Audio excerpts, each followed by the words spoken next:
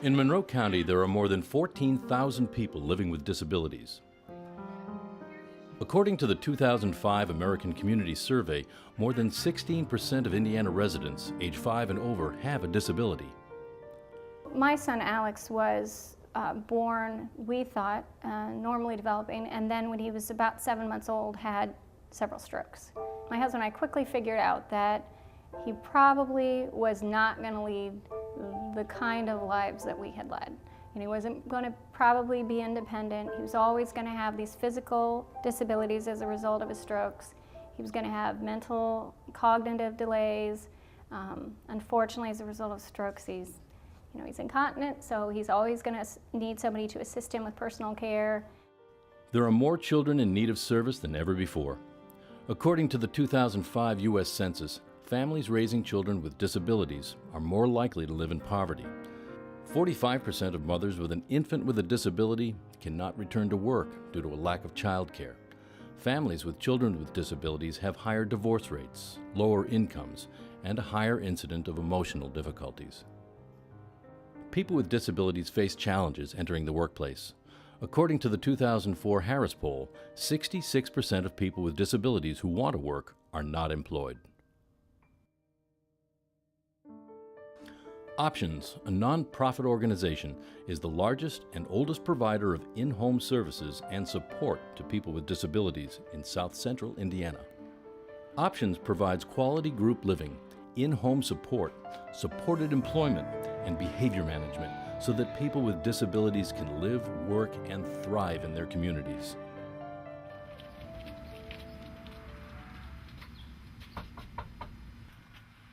Alex has he gets time twice a week, sometimes 3 times a week, with a staff member from Options who takes him out into the community. And he's 13 years old now, and because of his disabilities, as he's gotten older, it's harder for him to make friendships. His peers don't seek him out. It's harder for him to build relationships and friendships with his normally developing peers. So when his staff person comes twice a week to take him out, he thinks it's one of his best friends coming to get him. And they go out, they go to the movies, they go to the mall, they ride the bus, they go to the library. He thinks he's out and about in the community just having fun with his friend. And what he doesn't realize is that he's learning how to pay for things, he's learning how to order food, how to navigate through the city on public transportation. All the while he's out having fun with his friend, he's really learning things that are going to help him to be independent one day. Options partners with individuals with disabilities and their communities to bring about self-directed and fulfilled lives. Options provide services including supported employment, supported and community living, affordable housing, continuing education, behavior support, and respite services so that families and caregivers can take a break from the daily routine of caregiving. We strive to find employment opportunities for our clientele, and particularly the sooner you can start working with a person who has a disability, the better chance they have of having some sort of fulfilling career. Of course, that means not only are they going to have a more satisfactory life, but as members of the community, the amount of funds that we're going to have to spend to support those people is going to be reduced.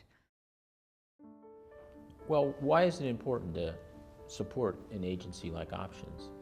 And the truth is that people with disabilities are always going to be with us. And the government does some of its part in providing funding and services for the disabled, but it's not enough. We also have to rely on the philanthropy and generosity and charity of the people that live here in Monroe County. Funds from the government have just continued to be cut, not only Medicaid funds, but also other types of grants that were at one time available and pretty easy to come by. Every year it becomes more and more difficult. There are hundreds of people on the waiting list for services. These are families who have a child with a disability or an adult with a disability. And as the population ages, it's going to be more and more crucial that there are organizations like Options that are able to provide these services.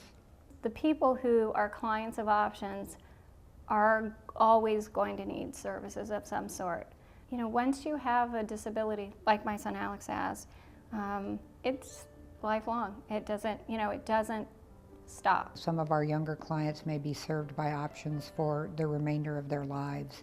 So we're taking steps to try to make sure that we can fund this organization 20 or 30 years down the road. The Options Board of Directors established an endowment fund in 2002 to celebrate the 20th anniversary of the organization. Income will be used to provide services not provided by government funding, helping people for years to come. By helping Options, and this may sound trite, but you're really helping people who can't otherwise help themselves. The population that Options serves is really a vulnerable population, one that relies upon other people's assistance. The importance of supporting Options is to know that your money is going to be absolutely spent in the right way. 9 out of every $10 that we receive goes to serve one of our customers. If you're looking for a meaningful way to do some volunteerism in your life and to make a contribution to the community, you can't find a better agency than Options for Better Living to make sure that your time isn't wasted and that your money goes to a good cause.